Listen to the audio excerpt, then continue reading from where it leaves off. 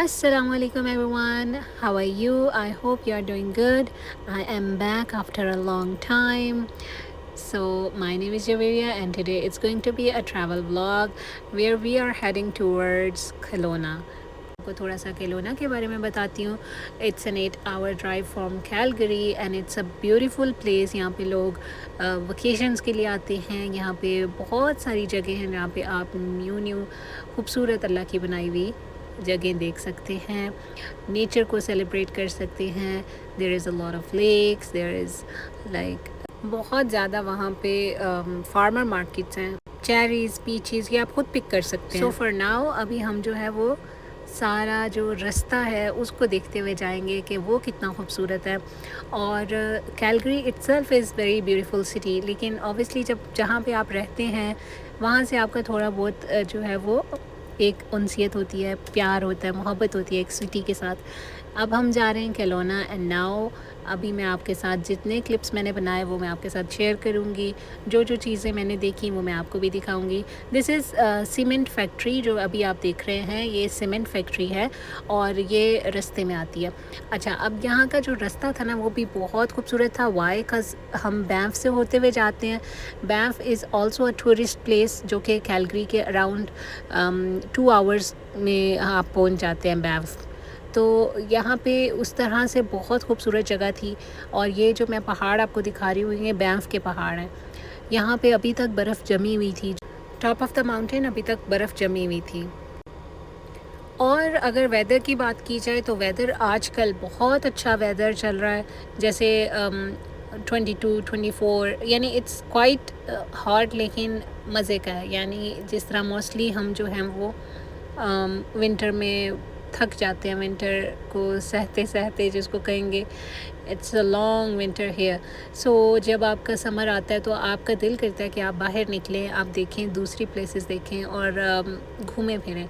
तो हमारा भी प्लान बना केलोना का. अब मैं आपके साथ नेक्स्ट भी जो वीडियोस शेयर करूँगी उसमें मैं अपने केलोना के ट्रिप के बारे में शेयर करूँगी. वेयर वी वेंट, क्या क्या क्या हमने किया और क्या क्या प्राइसेस थी.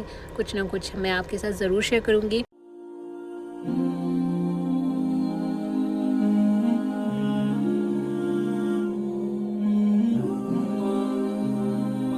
यहाँ पे जी हम गोल्डन पहुँच चुके हैं. गोल्डन भी अराउंड 3 to 4 hours लग जाते हैं गोल्डन पहुँचने में. और ये भी एक खूबसूरत जगह है. यहाँ पे भी टूरिस्ट आते हैं, घूमने फिरने आते हैं, लोग इस जगह को देखने आते हैं. और यहाँ पे बहुत सारे चीज़ें भी हैं जहाँ जो आप एडवेंचरस प्लेसेस हैं जो आप कर सकते हैं. And this is a beautiful bridge जहाँ से हम गुज़र रहे हैं. अच्छा, यहाँ पे भी हम एक जगह रुके थे. That was an adventure park, लेकिन हम उसके अंदर नहीं जा सके क्योंकि हमारे पास टाइम नहीं था. हमने अपने टाइमली एयरबीएनबी पे पहुँचना था शाम होने से पहले. सो इट वाज लाइक कि हम वहाँ तक पहुँचे, हमने देखा वहाँ पे क्या क्या है. ज़िप लाइन थी, बंजी जंपिंग थी, और एक दो चीज़ें थी लेकिन हमने वो चीज़ें की नहीं. सो इट वाज क्वाइट फ़न कि हम लोगों ने सोचा नेक्स्ट टाइम इंशाल्लाह जब भी हुआ तो हम गोल्डन का भी प्लान कर सकते हैं.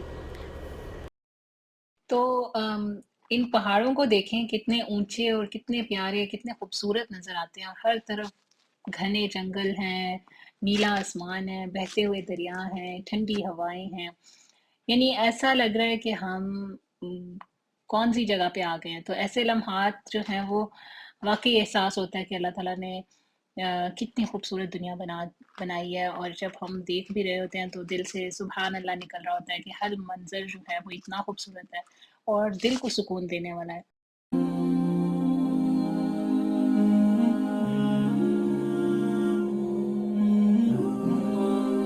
ये है जी Mara Lake. This is closer to Kelowna और ये उससे पहले आती है.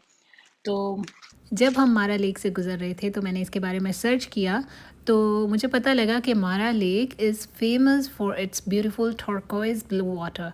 जो इसका पानी है वो बहुत खूबसूरत है. It's like turquoise blue water. यहाँ पे इतना क्लियर नहीं नज़र आ रहा ऑब्वियसली, लेकिन जब आप निकल के देखते हैं अपनी आँखों से तो वो एक अलग ही व्यू होता है. And this lake is about 35 kilometer long. so it covers like 19.5 squares kilometers, so it's quite long. जब जब हम जा रहे थे काफ़ी देर हमारे साथ चलती रही, और इसके अंदर वाटर एक्टिविटीज़ आप कर सकते हैं, swimming, boating, wake boarding, paddle boarding, fishing. It's like there is also a Mara Provincial Park, तो वहाँ पे भी आप पिकनिक कर सकते हैं अपने बाकी व्यूज़ इंजॉय करने के लिए. यहाँ पे भी एक स्टॉप हो सकता है. So it's a beautiful view. अब एक और बात अगर देखें तो अब यहाँ पे हम BC में पहुँच चुके हैं. जैसे ही हम BC पहुँचे इट वाज क्वाइट हॉट. अगर हम कैलगरी के हिसाब से टेम्परेचर की बात करें तो बहुत डिफरेंस आपको पता लगने लग जाता है. कैलगरी इज़ क्वाइट थोड़ा सा जो है वो ठंडा इलाका है जिसको कहें, और जो BC है, ब्रिटिश कोलंबिया, थोड़ा सा गर्म है. तो यहाँ पे हमारे देखें साथ साथ मारा लेक चल रही हैं और बहुत खूबसूरत लग रही है. और अब आप थोड़ा सा व्यू इसका एंजॉय करें. I will be back.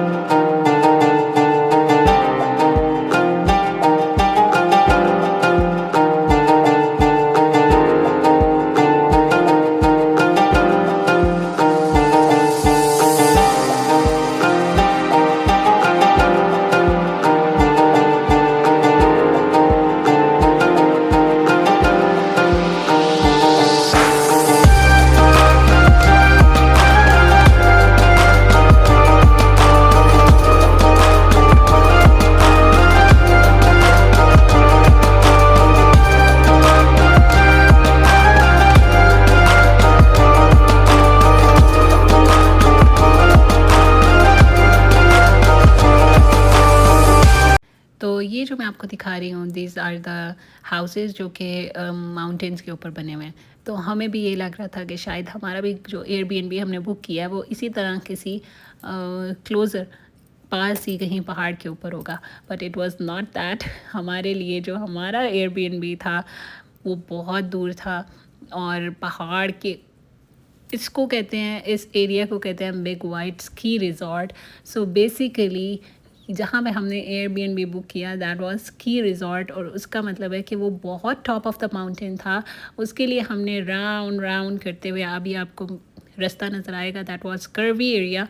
और हमारे आगे भी बहुत सारी बाइक्स जा रही थी, तो it's a route for bikes also. Bikes वाले भी ये देखें, ये जो मैं एरिया आपको दिखा रही हूँ ऊपर से ये इन्होंने पूरा रिज़ॉर्ट बनाया हुआ है. यानी स्की के लिए लोग आते हैं, लाइक विंटर में लोग आते हैं और स्की करते हैं यहाँ पे. जब विंटर में बहुत ज़्यादा स्नो होती है तो वो ऊपर से आते हैं और नीचे तक आते हैं, तो वो पूरा नीचे तक उन्होंने रास्ता बनाया हुआ है. That's why this areas name is big white ski resort. तो अब आप इसके बारे में मैं थोड़े से बताती हूँ. That it's located about 60 kilometre in the southeast of Kelowna, and it's famous for its breathtaking panoramic views. यानी यहाँ से आपको बड़ा अच्छा नज़र आता है व्यू ओकनागन वैली का.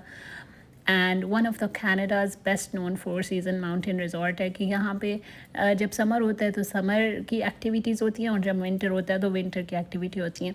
आर क्लोज़र नाउ कि हम अपने एयरबीएनबी से बहुत ज़्यादा क्लोज़ थे. और यहाँ पे ये भी होता है कि यहाँ पे चेयर लिफ्ट्स थी, गंडोलाज थे, और समर की काफ़ी एक्टिविटीज़ थी. ई बाइक्स भी थी. ये जी अब हम अपने घर में आ चुके हुए हैं. और now I am going to share my house tour. कैसा था हमारा घर. This is the start of the house. यहाँ पे इन्होंने एक बकेट रखी हुई थी, बास्केट कह लें. इसके अंदर कुछ स्नैक्स थे फॉर अस. साथ ही जो गाइडलाइन बुक थी वो आपके पास आ जाती है, उसमें नेट का होता है, बाकी सब चीज़ें होती हैं. दिस इज़ द किचन जिसमें जो है वो एवरीथिंग अवेलेबल थी. हालांकि हम जो है वो मोस्टली इन किचन की चीज़ें यूज़ नहीं करते, हम अपनी चीज़ें यूज़ करते हैं. दिस इज़ वन बेडरूम, और ये प्रॉपर बेडरूम था, everything available. And then little corridor, and then we are on the second bedroom. यहाँ पे जो है वो उन्होंने बंक बेड दिए हुए थे for the kids. It's best thing कि बंक बेड्स हैं आपके पास. And this is the third bedroom जिसके साथ, जिसको कह लें मास्टर बेडरूम. इसका बेड थोड़ा सा बड़ा था. जो भी आपकी ज़रूरत की चीज़ें होती हैं वो आपको यहाँ पे मिल जाती हैं। And this washroom was quite big with the master bedroom. This is laundry room, जहाँ पे 2 मशीनें थी, washing machine and then dryer, और यहाँ पे हमने कपड़े भी धोए थे। आपको सर्फ भी देते हैं। This is dining room, this is all again the kitchen I am showing, and this is the beautiful view from outside. बहुत खूबसूरत व्यू था यहाँ से, क्योंकि चेयर लिफ्ट्स हैं, टॉप ऑफ द माउंटेन है, सुकून है, किसी चीज़ की कोई शोर नहीं है, और बहुत खूबसूरत जगह थी। And the plus point of this house was hot tub. ये भी आपको उसके अंदर ही एडेड मिलता है, आप इसमें इंजॉय करें, गर्म पानी होता है, बहुत मज़े का। And this is the view. So guys, अपना व्लॉग मैं यहीं पे एंड करती हूँ।